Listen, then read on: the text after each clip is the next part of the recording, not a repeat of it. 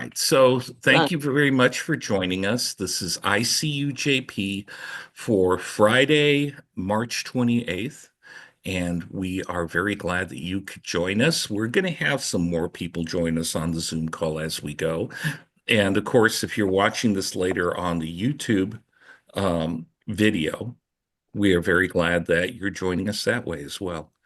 Um, so we can do a little bit of a short introduction for those of the new people that have maybe not known about ICUJP very much, but we've been around for about 23 years now, convened by a lot of wonderful people in the wake of September 11th. Folks like Reverend George Regas, Rabbi Leonard Bierman, uh, Reverend Jim Lawson, and Dr. Maher Hathout, all based around the idea that religious communities should not be blessing war and violence. It was a very controversial and powerful thing to say then, and it still is. And um, all of our work is centered around that. And even though we've broadened the definition of peace and violence, a lot over these 23 years and on a lot of what we present, the message is still the same. And in the group chat, I'm putting our link tree, which has a lot of information about ICUJP, including links to our website, links to items, books, and written by people that have visited us, and or documentarians on movies that we presented on with ICUJP. Um, we've been doing this either in person or online almost every Friday, missing 2 Fridays a year for for over 23 years. And there's also a link to our YouTube page where you can catch up on a lot of the different programs just like this that we've done. And there's a myriad of different presenters that we've had. So if you can take the time to take a look at that, that would be great. Also on the website and on the link that for the email that got you here today, there's a donation button as well. And if you can find your way to clicking that and making a donation, that would be great.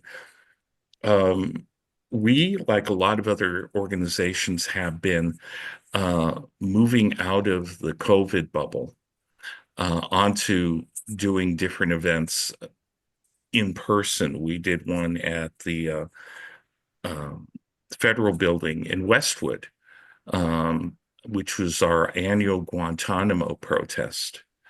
And that is something that's very important to us because there are so many people in the community that don't even know Guantanamo is still open, and that it was holding at that point. Not only people without due process that were caught up in the what was happening in the Middle East, but at that point, it was also starting to bring in people that were here in the United States that were being deported or being held off, in Guantanamo. So that was very important. We also did a action at the Tesla dealership in Santa Monica a couple of weeks ago that was very, very well attended. And all of that takes a little bit of a process because a lot of times you have to print up stuff. You gotta uh, take signs and take banners and those things. Um, so there's a little bit of a cost incurred in that. If you can help us by donating, you can make either a one-time donation or a monthly donation. That is a very, very valuable thing for us and very much appreciated. So I'm sure we'll be coming back to people as they join. But one of the things we do on every Friday is have a reflection by somebody, and this week it is going to be Steve Rohde. Thank you, Rick. Many of you know the famous poem by the Reverend Martin Niemöller. Niemöller was a German theologian and Lutheran pastor. He was a national conservative and initially supported Adolf Hitler. Later, he became a founder of the Confessing Church, which opposed the Nazification of German Protestant churches. He was imprisoned as an enemy of the state in Nazi concentration camps from 1938 to 1945, narrowly escaping execution. After his release, he expressed deep regrets about not having done enough to oppose the Nazis. After the war, he went on a tour around the world condemning the Nazi cause and educating people about the importance of human rights. In 1946, he composed a confessional poem entitled First They Came. To this day, it warns us all that when an oppressive government first moves to punish those at the margins of society, those who some despise and many dislike, if left unrestrained, such a government will soon go after an ever-widening circle of people, including its own citizens, until no one is left to resist. Donald Trump has called Mahmoud Khalil the first of many to come. At the origins of this group, ICUJP, shortly after 9/11, we all came together to stand in defense of the mosque on Vermont Boulevard in Los Angeles. And it was at that same time that I wrote a version of Martin Niemöller's poem describing the moment we were living through, and particularly Muslims were living through in the wake of 9/11 and the choices that the Bush administration made. I've recently written a new version of the Niemöller poem, and it was recently published in the LA Progressive, and I will put a link to it after I read it. It's also been published by the Muslim Public Affairs Council, where I was very proud recently to be appointed special advisor on free speech and the First Amendment by MPAC. First, they came for Palestinian activist Mahmoud Khalil for leading protests at Columbia University. But I didn't speak out because I was not a Palestinian. Then they came for immigrants, deporting them without trials under the Alien Enemies Act of 1798, and I didn't speak out because I was not an immigrant. Then they came for any pro-Palestinian protester who held a student visa, and I didn't speak out because I am an American citizen and don't rely on a student visa. Then they came for lawyers representing clients the government wants to punish, and I didn't speak out because I don't have clients the government wants to punish. Then they came for judges who issued rulings against the government, and I didn't speak out because I was not a judge. Then they came for social justice organizations accused of supporting America's enemies, and I didn't speak out because I no longer belong to any social justice organizations. Then they came for anyone using forbidden words like diversity, equity, inclusion, and accessibility. And I didn't speak out because I no longer use any forbidden words. Then they came for US citizens protesting government abuse, prosecuting them under the Espionage Act of 1917.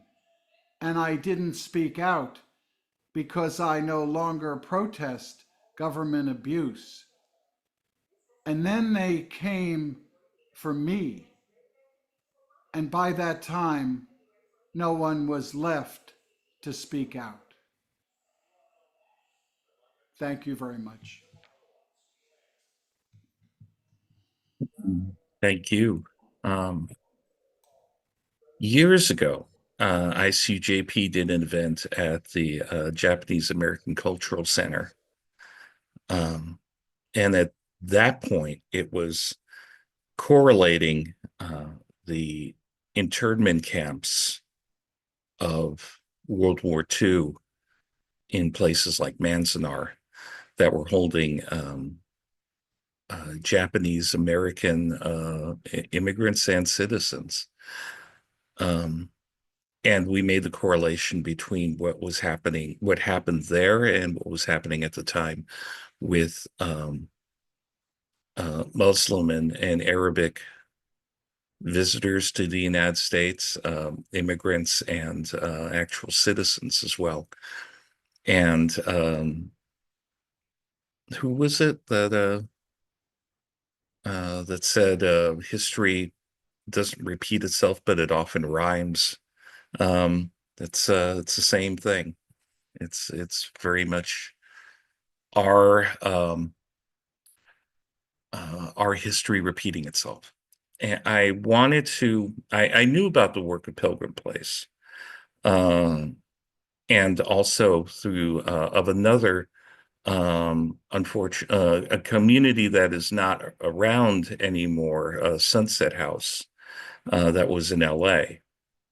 That was a place where people that have been very active in progressive and social issues can still continue to work after they maybe leave the workforce and want to go somewhere to use their time in other ways.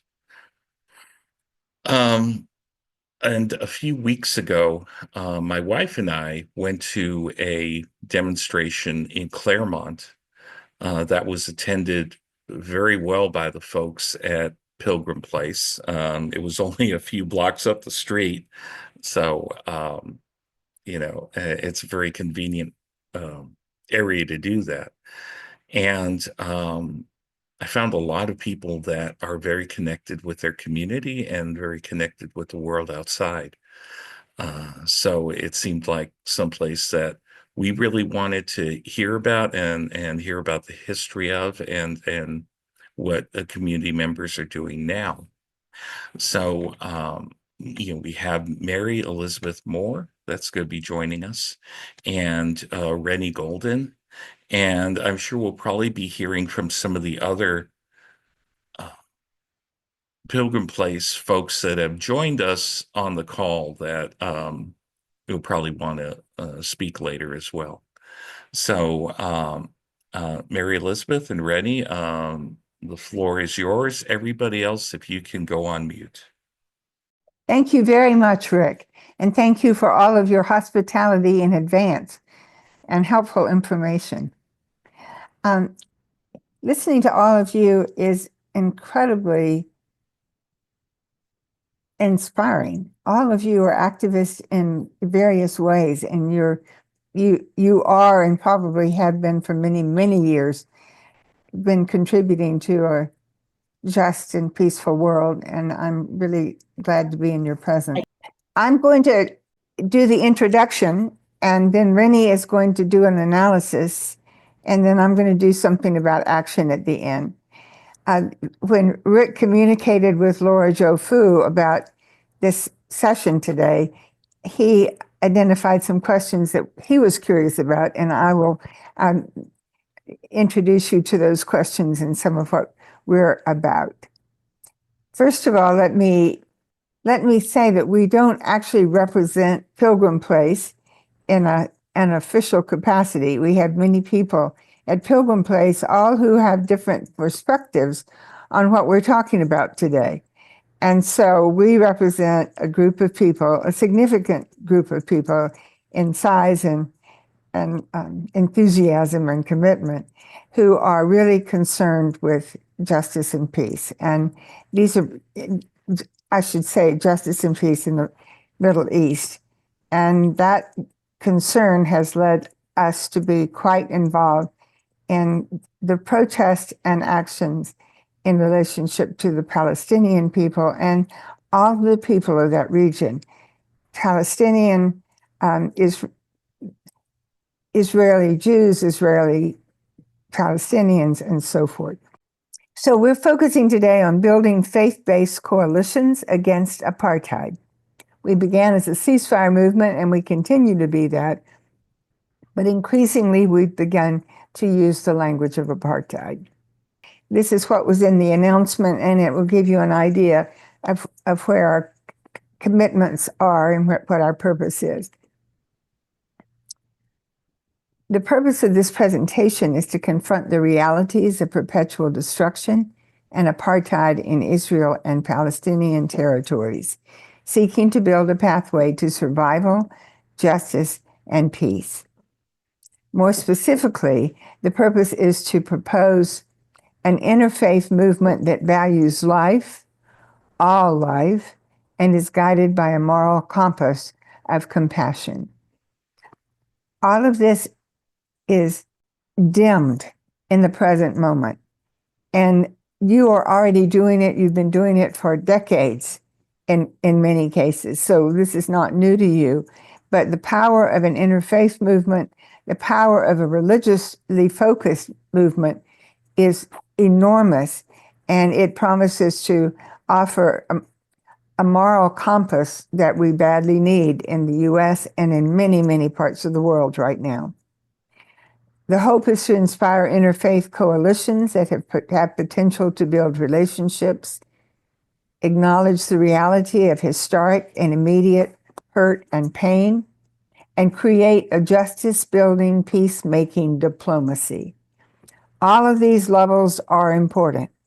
Mark Gopin, one of my favorite peacemaking authors and active peacemakers, argues that until everyone has a chance, everyone in the Middle East, and he's talking about the Middle East broadly at this point, has a chance to listen to and be with and get to know others who are in different faith traditions, different political stances, and so forth, and to hear their pain, there cannot be peace in the Middle East.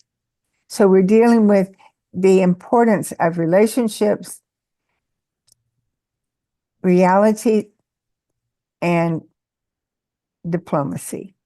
The goal is not universal agreement on all matters, but a lasting social commitment among conflicting parties to maximize the well-being of all peoples. So we have some key questions. One was, why are seniors involved in justice-building efforts in the Middle East and beyond? A second one is, why is apartheid an issue? A third one is, what power and responsibility do faith-based communities and organizations like ICUJP have? And finally, what specifically can we do together to end apartheid and build real justice and lasting peace? So what concerns do seniors bring to the table? Some of you are seniors, so I'm not saying anything that is new for you. So I'm representing the seniors who live in and around Claremont, many of whom live at Pilgrim Place.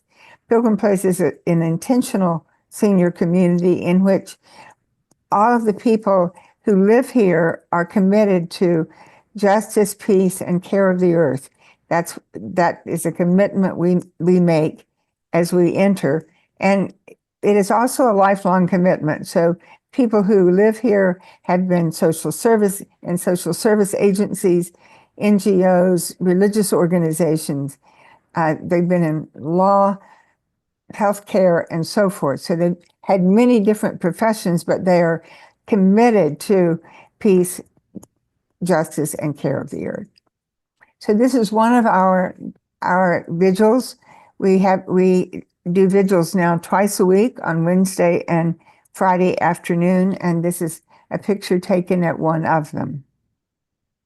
We also have people from the community join us, including children.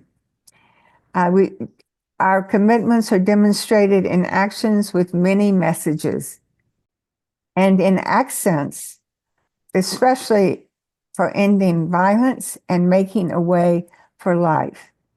The tags that you see on the back of our shirts there come from an interfaith pilgrimage on ceasefire. And you see that we continually campaign for food, water, medical supplies, and so forth in Gaza, which includes the funding of UNRWA at this point. Our work is anchored in compassion for all people and all creation, and it is powered by a passion for justice. Someone brought this sign to one of our rallies, which is that from the Dalai Lama: love and compassion are necessities, not luxuries. Without them, humanity cannot survive. And it's embodied in our narratives. And Rennie is going to begin by sharing a narrative. I'll share a brief one, and then we'll move to the analysis.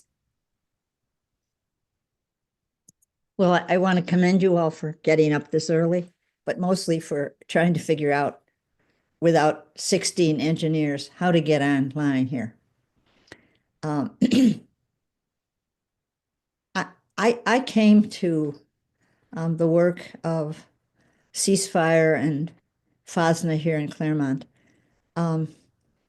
because of an experience that I had when I spent time in El Salvador. I was an organizer with the Sanctuary Movement. This was in the 1980s during the war years. And I was able to be in El Salvador for periods of time. And the situation there had similarities to what's happening in Gaza. That is, the people were underneath 2,000-pound bombs bought and sent to El Salvador by the Reagan administration. And and it was a war essentially to what they would call to drain the lake of the fish. And it was a metaphor for the military strategy to just pretty much slaughter the people, any acts of resistance. And what I learned there was who's under the bombs, their lives. And I had never been in a situation where I was with small farmers in the countryside, campesinos, who were literally struggling to stay alive and resisting the onslaught of the military, again, that we paid for, to the tune of $1.2 million every day for 12 years. But that experience was an experience of knowing what the mothers and the children in particular in Gaza have been going through. It was a slaughterhouse. And yet there were these groups of what they call the base ecclesial communities. These were communities of faith in the countryside, and of course in the cities and towns, who resisted their annihilation. And I just had never been in the presence of people willing to die for each other. And it was an interrogation of not just my complicity as an American, but of my own inability to even begin to match the kind of courage and hope that I saw in what seemed like an impossible situation. An example of this is I was with a small base community who were reflecting on the gospel, but there was not a priest that was interpreting the gospel for them. These campesinos who couldn't read or write, they interpreted the gospel, and they were a living gospel. And it changed my sense of everything, really. And it certainly helped me to understand a faith commitment in a whole new way. For example, I was in one small group. This was in the city, not the countryside, where the community was praying for Brigido Sanchez. Brigido was a catechist who had been picked up, and everybody knows once you're picked up that you will be tortured for 12 days and then either released or just kept in prison. But those 12 days are days of torture every single day. I won't even describe the forms of torture, but they were praying for Brigido to hold out, to get through it. And I just had never understood or been in the presence of such incredible commitment to each other and to a struggle for peace and justice. So I I know now and will never not know what I saw in Salvador. And it's no longer imagining the suffering that's going on. I carry that, and I carry the hope of those people. Salvadorans said, if in the darkness there is even a crack of light, go there, place yourself there. So it's undiminished hope in spite of everything. And I carry that. And so I definitely see myself as trying to continue some acts of resistance. At times they're small, at other times we don't know what the future is for us, anyone who resists, as our first speaker reminded us. So that's just a small example of why I'm doing this work. And I know each of you has reasons that would give us all hope. I'm going to now just do what the Salvadorans called a coyuntura, looking at the forces that impinge upon the Palestinians at this moment. And it's a brief analysis, and it's not mine.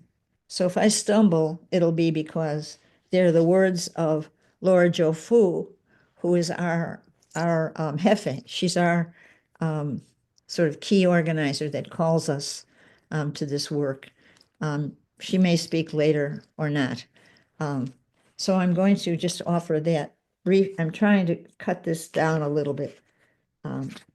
Analysis.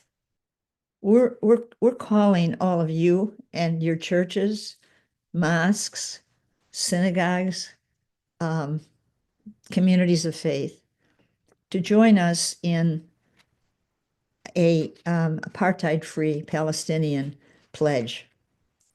And our purpose is to publicly break the silence about the genocide in Gaza and to oppose Israeli apartheid. This is a movement that's already gathered over 400 signatories, as well as there are 199 faith-based communities, and there are also 5 towns in Vermont that have declared themselves an apartheid-free town. A large and powerful apartheid-free community with a strong faith-based component is critically needed to give Palestinians a chance at reaching a peace agreement. Prior peace agreements between Israel and the Palestinians has always ended up with the Palestinians worse off than before they became signatories in peace negotiations. Now, the reason for this is because the 2 actors or the 2 parties attempting peace negotiations are grossly unequal in terms of power an ability to negotiate. An example of these, what I would call, well, I don't want to say failed, the negotiations actually went through, but fraught negotiations, was the first Oslo Accords. This agreement, which was signed in 1993, did not recognize, here's what happened to the Palestinians. It did not recognize the right of Palestinian statehood, of Palestinian borders, or full equality, and left it up to Israel to determine which of the occupied territories they would withdraw from. The accords did not prohibit settlement, expansion, or confiscation of land. Illegal Jewish settlements now, today, involve over 700,000 settlers in both the West Bank and East Jerusalem. The Oslo agreements did not aim to end the occupation, but to normalize it. The Palestinian Authority's primary task was to manage the occupation for Israel. Within 5 years of Oslo II, signed in 1995, Israel controlled 83% of the West Bank. The 2000 year Camp David negotiations, called by President Clinton, ended in disaster. It was rejected by the Palestinians because the proposal included permanent Israeli control of the Jordan River Valley and of Palestine's airspace, therefore any access they would have to the outside world. Additionally, Israel's continued control over the West Bank water sources was devastating. When Arafat rejected the terms, Clinton blamed Arafat for the failure of the summit. And now the current ceasefire deal that lasted 42 days has been killed by Israel. It never got to the second or third phases because Israel got what it wanted in the first phase. Israel has succeeded in obtaining peace terms that's left the Palestinians even worse off. I'm just trying to repeat the pattern, and has unconditionally, and it's primarily because of the United States' unconditional support of Israel. Archbishop Desmond Tutu said that no party holding the power will negotiate fairly unless they are forced. And then he said, and I'm quoting him here, Palestine will be more difficult than South Africa any negotiations due to Israel's political, military, and economic support from the United States empire. The strength of the Israeli and Christian Zionist lobby will ensure the continuation of these lopsided results. There's a lot of work that needs to be done to change hearts and minds in order to erode the hold that Israel and Christian Zionist lobbies have on politicians, the media, and U.S. society. This changing of hearts and minds is one of the purposes of the apartheid-free movement. Our focus on churches, congregations of faith, seeks to diminish the influence of the Christian Zionists, who are extremely powerful. Their lobby probably has more influence than even the Israeli lobby in terms of our Congress. The backbone of Israel's support for the United States is evangelical Christians. Now, when I spoke of their power, there's 82 million evangelical Protestants in the United States, about a quarter of the U.S. population. 80% of them believe that the creation of Israel in 1948 was a fulfillment of a biblical prophecy that would bring about the second coming of Christ. For the end times, or Armageddon, to occur, Jews must be in Palestine. It may seem that this is just extremist, but there are many congressmen who actually repeat some of these I don't want to call them slogans, but these quotes, belief of this community. Now, not all evangelicals are Zionists, but probably a good majority are. Let's see. 80% of them believe that the creation of Israel in 1948 was a fulfillment of biblical prophecy that would bring about the second coming of Christ. I mean, I said that, but it's kind of staggering to know there's that large an amount of people who believe this. Of course, it's a perversion of the Bible. So Mike Huckabee has said that that the Christian command is to support Israel. He believes, for instance, that there really is no West Bank. There's only Samaria and Judea. There are political ideologies that distort religion to support their political goals. I'm just suggesting that these are not religions. They are simply a form of ideology to support particular nationalist goals. A month ago, over 3,000 Christian Zionist leaders issued a statement calling on President Trump to declare Israel's sovereignty over the entirety of the Holy Land. 2 weeks ago, over a dozen evangelical leaders prayed over Trump in the White House. We need houses of worship to counter this. We need much more resistance from the faith communities. Finally, the Apartheid-Free campaign was launched in 2022 when a group of faith groups brought their concerns to the American Friends Service Committee, who really became a national organizers for this apartheid-free movement.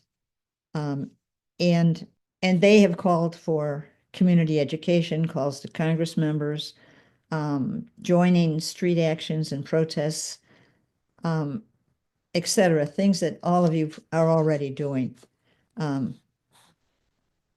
Finally, we need to inundate our politicians with calls to stop shipping arms to Israel and to restore funding to UNRWA. That's a brief overview, and I'm going to ask Mary Elizabeth to take up the next part of this. Thank you so much, Rennie. So Rennie has already addressed this question of what power and responsibility do faith-based communities and organizations like ICUJP have. And we also want to look at what specifically we can do together to end apartheid and build real justice and lasting peace.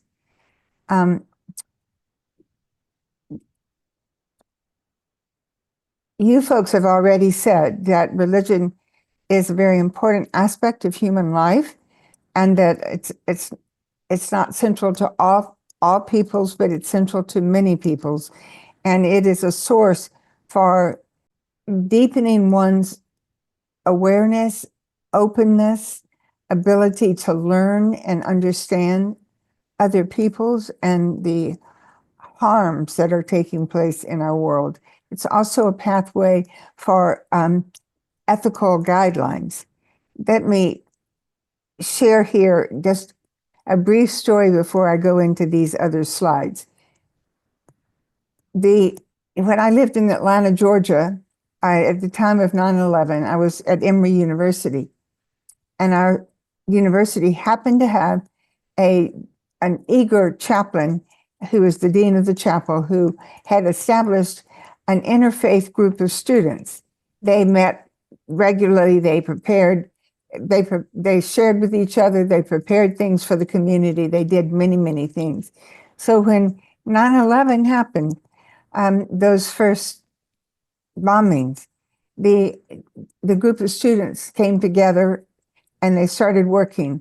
By the end of the day, they had prepared a service of commemoration and anger and plea for justice that only they could do because they had been working together and already knew each other very well, and they were able to draw on the resources of their different traditions, but conduct this service and this ritual without standing within any particular religion.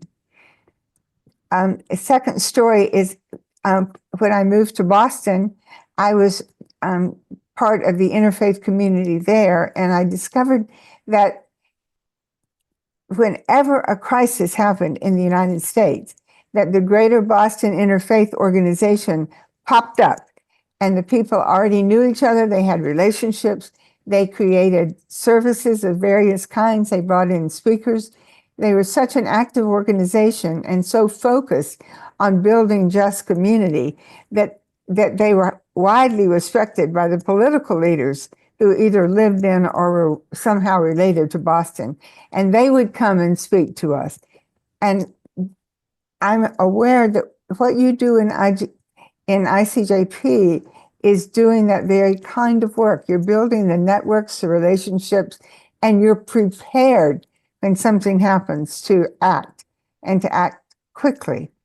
You also are already acting in so many different ways that some of you have described as you introduced yourselves.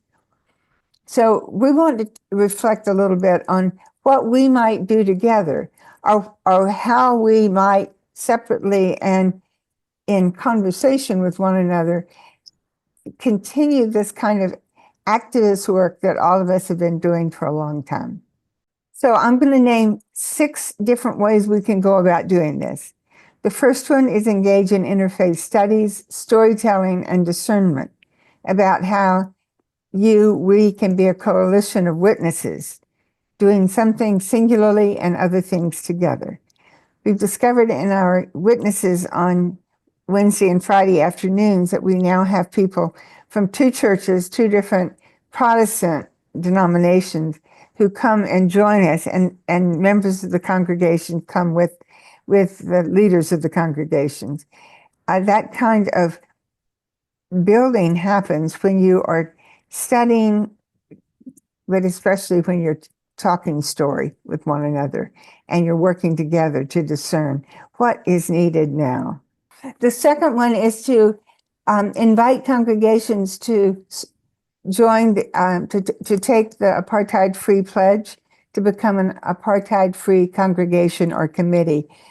This is sponsored by the Society of Friends, and their work has already been mentioned. The pledge involves these 4 pledges that you read on the screen before you, and you can go to the entire website for a lot more information, which is listed at the bottom of the screen. In a few moments, I'll post it in the chat. The next one is to call your senators and representatives frequently. And the most immediate issues right now are voting no on Michael Huckabee, co-sponsoring Bernie Sanders, the joint resolution of disapproval to stop the $12 billion offensive weapons transfer to Israel. 3, to co-sponsor the UNRWA Funding Restoration Act, the United Nations funding for care in Gaza and in other areas.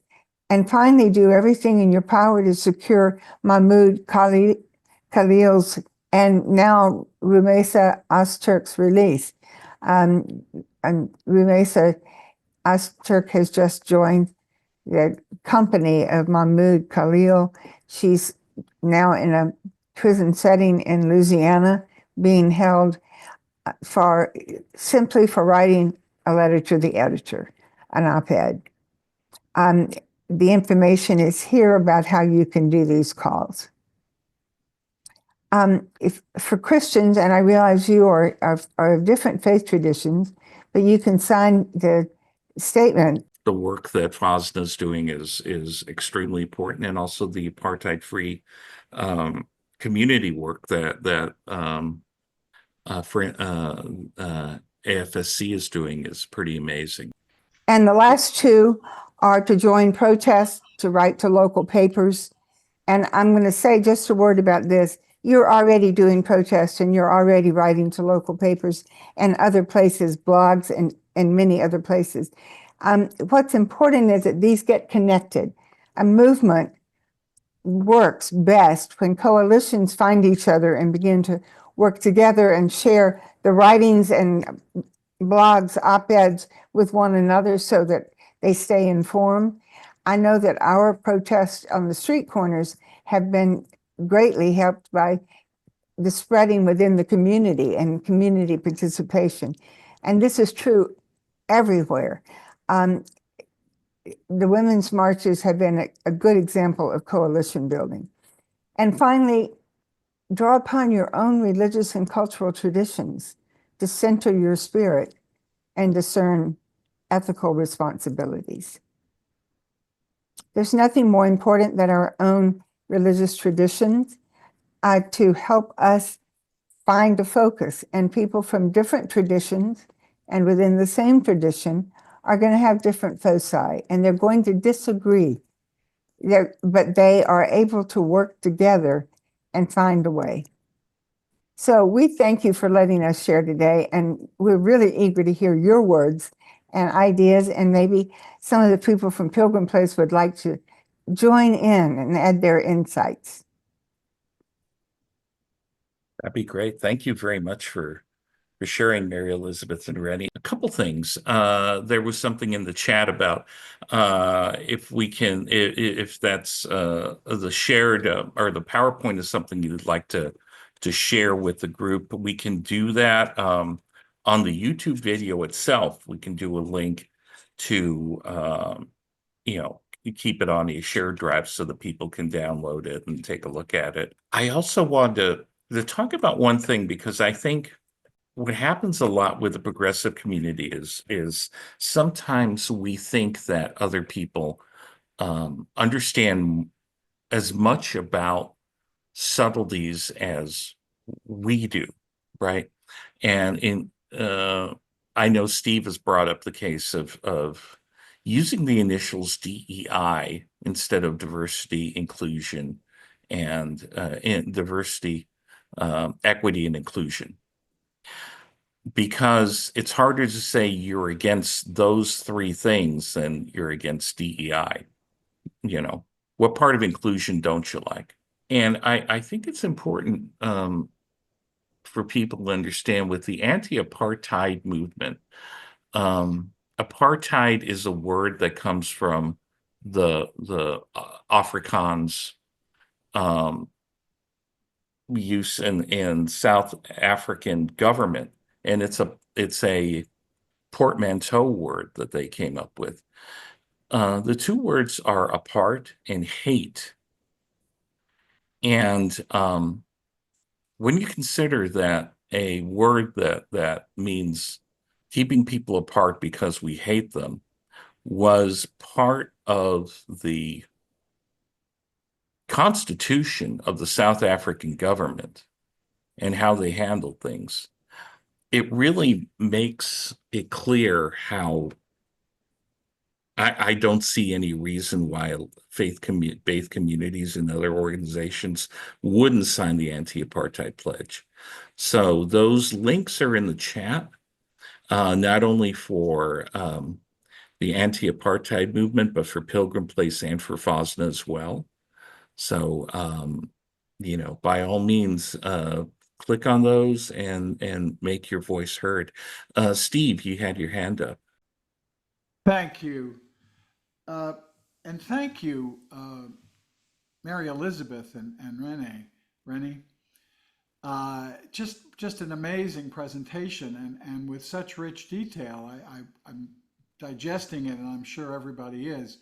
I actually wanted to pause with my own comment for a moment and really intentionally open this space to anyone else from FOSNA or Pilgrim Place that's on the screen today. Are you inclined to share any of your experiences, why you have chosen to put your time and energy and skills and values into the work of FOSNA at Pilgrim Place or any other activities there? Um, and maybe you've caught on, maybe not. I am a retired constitutional lawyer and practiced civil liberties and civil rights law for almost 50 years. The notion of separation of church and state derived from the First Amendment and the work of James Madison and Thomas Jefferson and others is very important to me, and I believe to a constitutional democracy. On the other hand, I grew up applauding the work of Martin Luther King Jr. There is no reason why religious people should not be in the public square. They don't relinquish their rights to free speech because they wear religious garb or are religious people at all. The tension comes when we want to recognize the ominous and nefarious impact that Christian nationalists have on our government and on the values of justice and peace. So my specific question to Mary Elizabeth and Renee, if you've given this thought, how do you draw the line?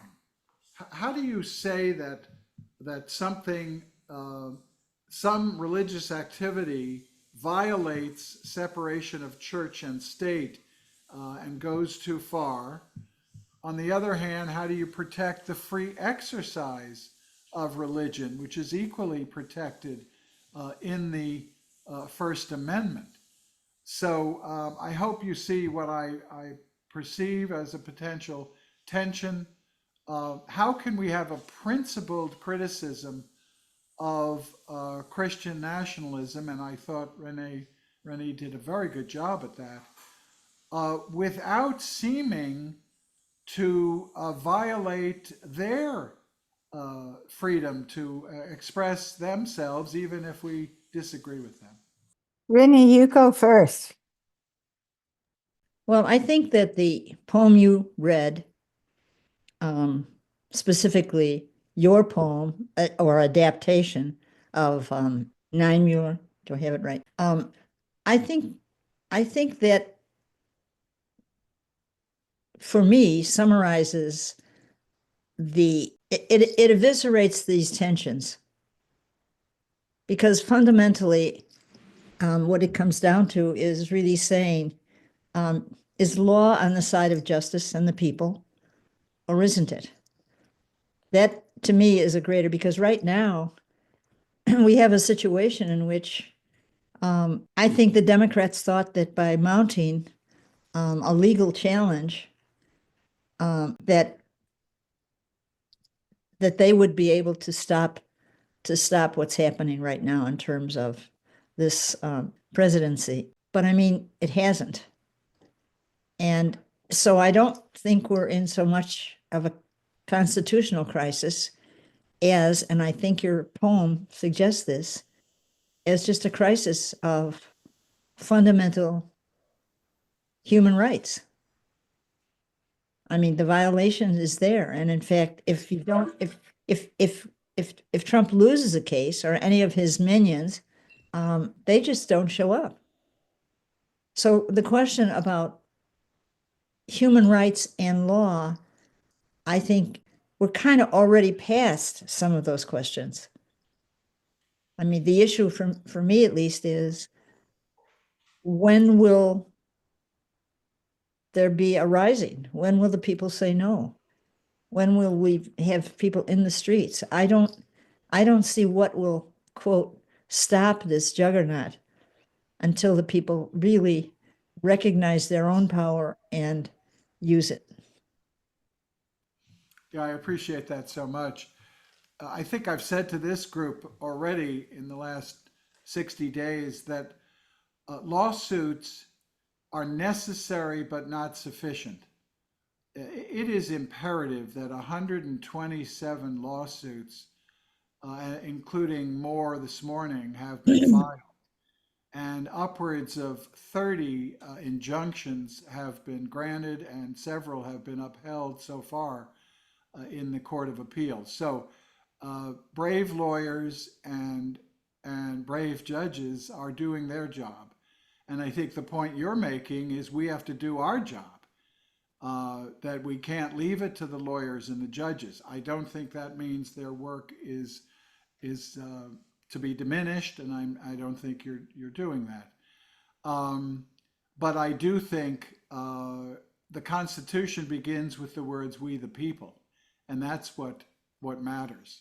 And I thought Mary Elizabeth's final slide spoke to that in so many detailed ways, that the answer to despair and hopelessness is action, putting faith into action. Mary Elizabeth, I do want to ask, my precise question was this issue of separation of church and state.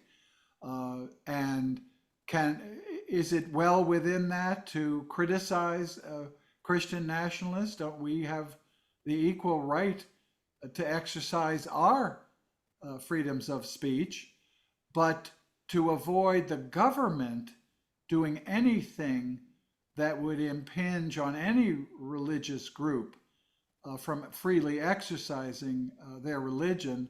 And then that requires René's point that sometimes it's ideology, it isn't religion, and that the right wing wraps itself in religion, and they've been doing this with the famous Masterpiece Cake case and impinging on LGBTQ rights in the name of exercising religion. So I wondered, Mary Elizabeth, your thoughts on all of that. Yes. First, I don't think anyone is suggesting that Christian nationalists lose their right to speak, lose their own freedom of speech. And the problem is that their speech is loud, and it is well organized, and it is now blessed by our government. So what's needed is for those who oppose Christian nationalism as an ideology to speak and to be much more organized, clear, and repetitive in order to get other messages out into the public. The second point I'd make is something I've learned from the UK. I've spent a lot of time in the UK, and they do not have separation of church and state or religion and nation as we do. And one of the things that they've had to do in the public schools, or in the state schools, as they would call them, is that they've had to figure out how to continue their religious practice in schools while respecting the wide diversity of students in those schools now. And that includes a lot of religious diversity. So in some ways, they have had to move more profoundly into interreligious and non-religious discussions than we have in the United States.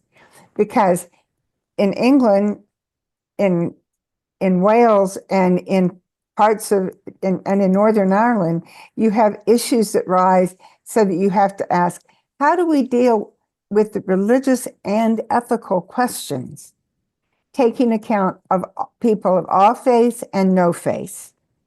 That's a good thing for a society to have to deal with.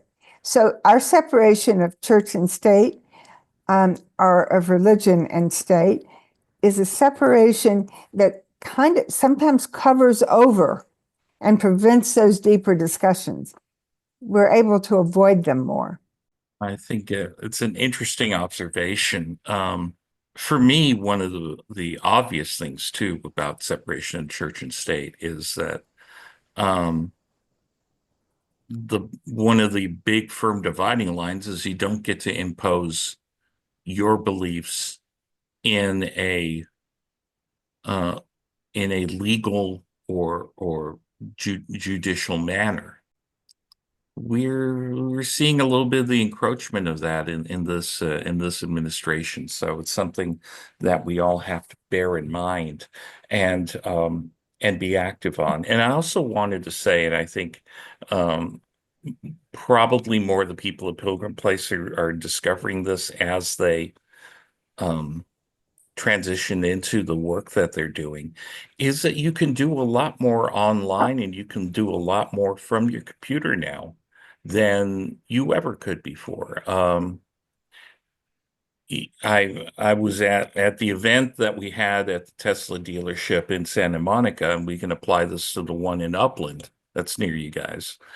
Um, there's no reason why you can't go on their website and sign up for a bunch of test drives under fake names and fake email addresses and block out, today and Saturday. And if Juan Valdez doesn't show up for his test drive, then that means other people cannot do that as well. And you're starting to affect the bottom line of a company that is affecting your bottom line. I think progressives don't fight back with that tool that the oligarchy has developed itself, and it does it expecting you to not fight back that way. Investigate, which is an arm of AFSC involved with the anti-apartheid movement that they're working on, has a very interesting look at, and I know a lot of the people on this call are in the part of life where you're making investments and you're choosing what you could put your 401k, your mutual funds that are on your 401k, and any investment that you're looking at. You can actually go on investigate and see the companies that are actually profiteering from the war in Gaza, the war in Ukraine, and make sure that those companies are not getting your money from your investments as well. It's a different way to think about the Mario Savio quote about putting your body on the gears of the machine. And I'm just throwing that out there as well. Really, really appreciate this. The whole question around Palestine and what it's taken to get us this far, and just tying in what you learned in El Salvador about the lies that they tell us, and also the whole question about they are we violating the church and state and the right to speak out of the so-called Christian Pope, end of quote, Zionists. I think a lot of it has to do with money. I don't believe people have the right to use more money to get their words out than others do. Because if money equals speech, then the billionaires that fund these organizations, whether they're anti-Christian and anti-Semitic and everything else or not, get to have more free speech than we do. But anyway, I wanted to ask you, could you tell us about being at Pilgrim Place, and do you organize actions in your center there? And what about the people that aren't in agreement? And what is that like? Let me say quickly that even when people aren't in agreement, they express their disagreement and we talk about it. Okay. You might be in a march to resist the displacement of of the arrest and displacement of immigrants one day, and another day be in a ceasefire march, and you'll be standing with different people. But you'll find that overall there's a lot of shared commitment. It's just that we don't have the same perspectives on every issue. And that's edifying. There's nothing better than being forced to think through what your concerns are, and to avoid your own forms of nationalism in your enthusiasm for a particular issue. So do you sit around the dinner table or the breakfast table, or do you eat together at all, or do you have separate rooms and then you come together at meetings? We have lunches, all of our lunches are together, and we're shuffled by the computer to different tables. So we sit with different people every day at lunch. And that helps a lot. Okay. We're not supposed to talk politics at lunch. It sort of seeps in now and then, but we get to know each other in very rich ways that way. And we work together on committees. Some of the people with whom I disagree on matters of ceasefire are people I greatly admire. And I learn from them constantly. So I do think that disagreement can be a real plus. Mm-hmm. Rennie, you may have something quite different to say on that. No, I think you've covered it. And yeah, I mean, I think the question of dialogue with each other, even on thorny issues, is critical. The relationship, it seems to supersede the political stances. What do you mean you don't talk politics? You can't mention any of these issues that you care about, or? No, I think that's that there was early on when I first came to Pilgrim Place, a sort of unwritten, politics are the air we breathe. I mean, there's no. Yeah. So that's not true. That we don't talk politics. We do. At least I do. I've been at Pilgrim Place a year and a half, and fortunately, I haven't heard Mary Elizabeth's what you call it, that admonition that we don't speak politics, because that's all I do at lunch. At every single table I sit at, we're talking politics. Of course, if I'm sitting next to a Jewish Zionist, I am not talking politics. We're not going to have a yelling match in the lunchroom. So we know what we can or can't get away with. But the fact that we got this computer that shuffles us around every single day means we get to know everybody in the community. That's good. And yeah, the one rule that does hold is we have noontime sharing, and people get up and make announcements. And so when I get up to make a ceasefire announcement, I just do logistics. I don't go into the issues. If you do, you get slapped down real fast. And we've got, a Pilgrim Place residents group that just shares logistics. And then we have a dialogues group, and the dialogues group is where we fight it out. And so we're all sort of learning what line you can cross, but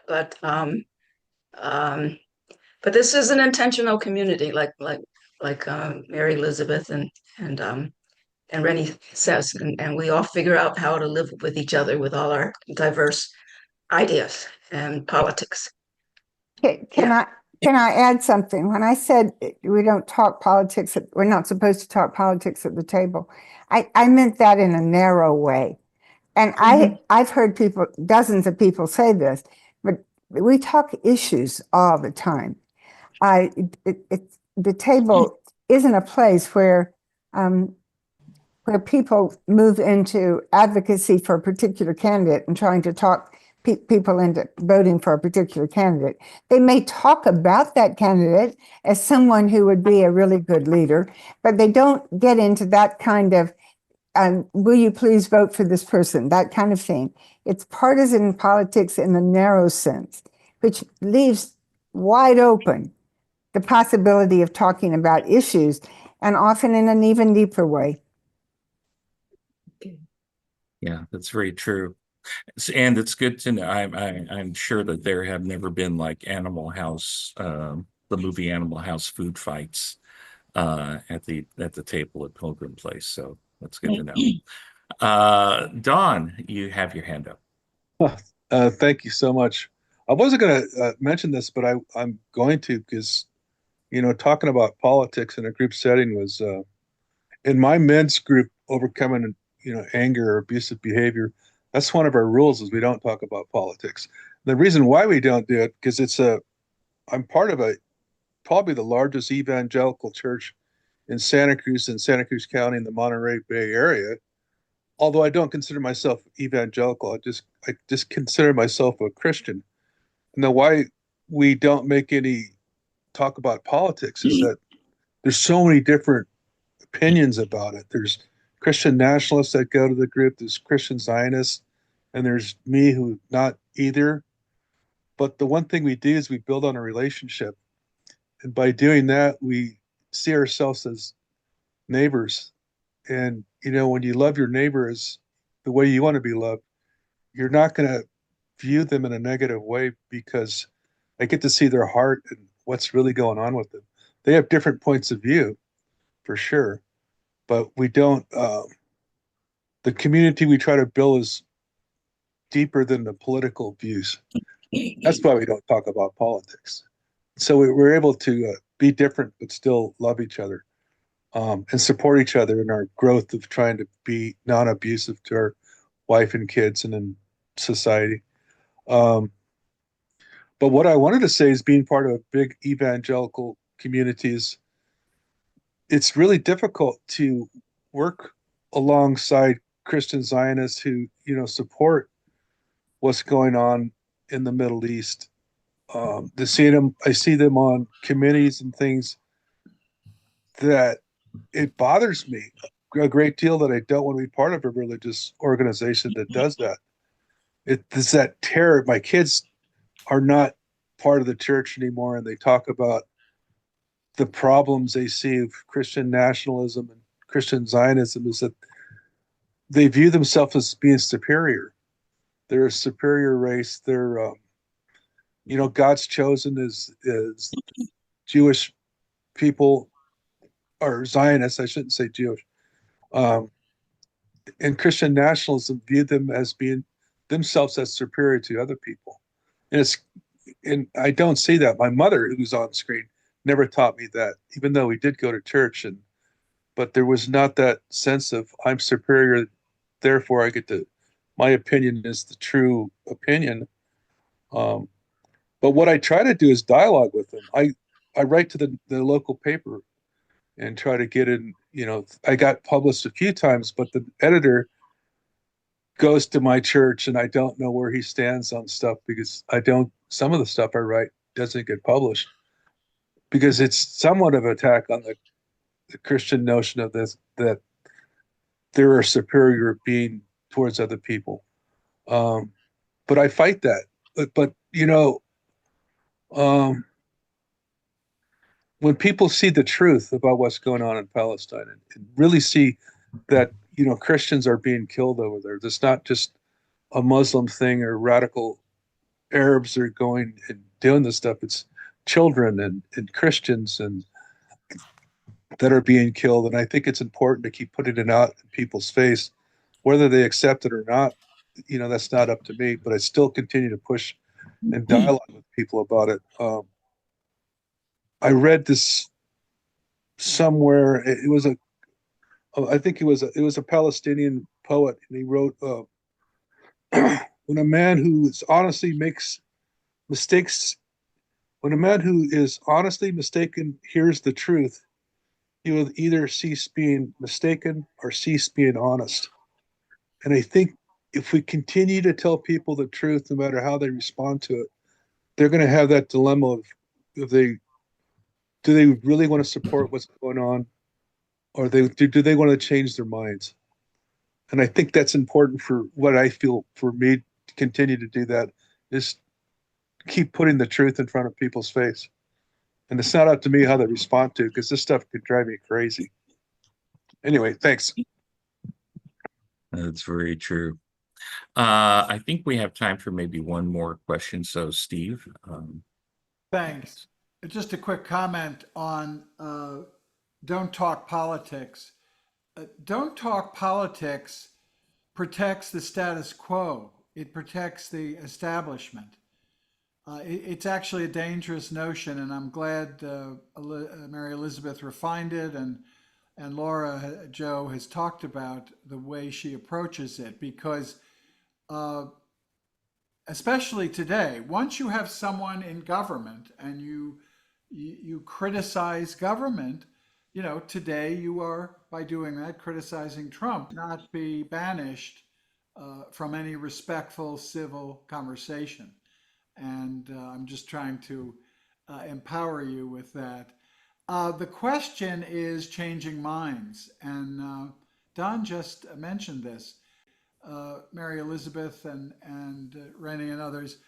Since October 7 and the subsequent assault by Israel into Gaza and into the West Bank and genocide and extermination, have you seen people change their minds at Pilgrim Place? Laura Joe mentioned Zionists who may be among the community and people who came there with strong pro-Israel beliefs. Are you seeing, as the naming the apartheid and naming the genocide is taking place, are people changing their minds, and what techniques are you using to encourage people to follow the news and adjust their beliefs or their positions? I think people have changed their minds because they're watching their colleagues take action. And whether they join that, you know, the ceasefire protests or many other actions that are recommended, I think that's made a difference.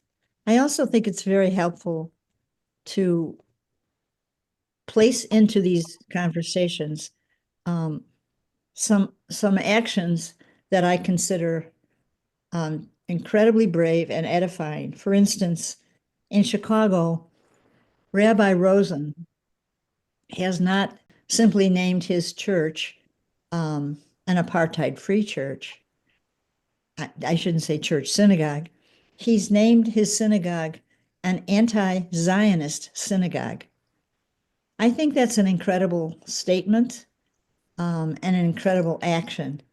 And I think it at least complicates the way in which people who are pro-Israeli think about this question. That there's an entire synagogue out of their faith commitment. And in fact, once he made that declaration with the community, his synagogue increased greatly in terms of the young people who kind of flooded the church, the synagogue. Yeah, that's very true, and it's always something that's kind of fraught with it's a little bit like dancing around landmines. You know, you have to.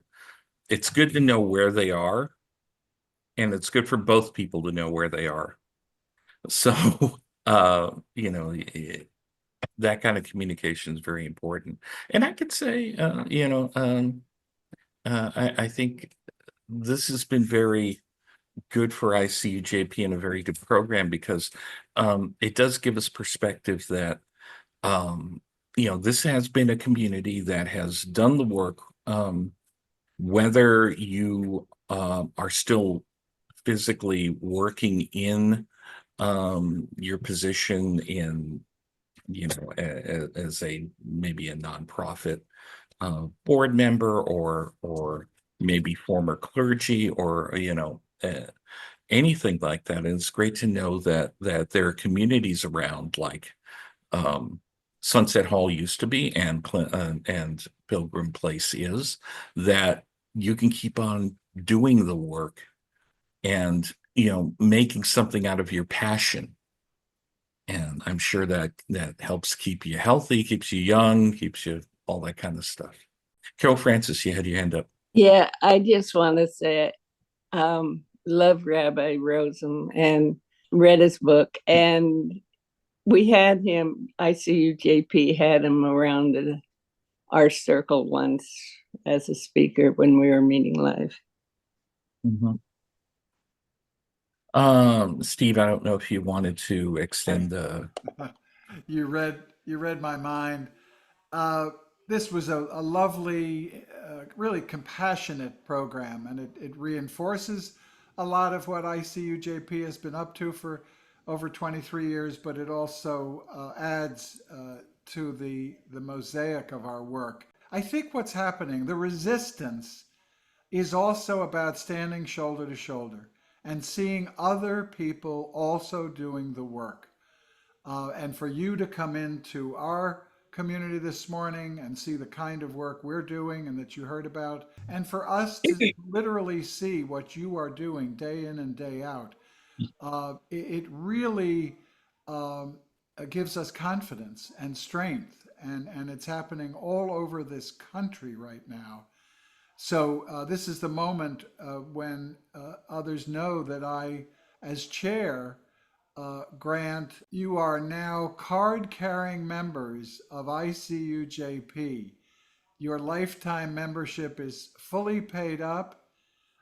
You are welcome back to every Friday forum at this hour if you drink your coffee or other stimulant and get up. We would love you to come back. We would love you to join in our work. And we're immensely grateful for what you do every day.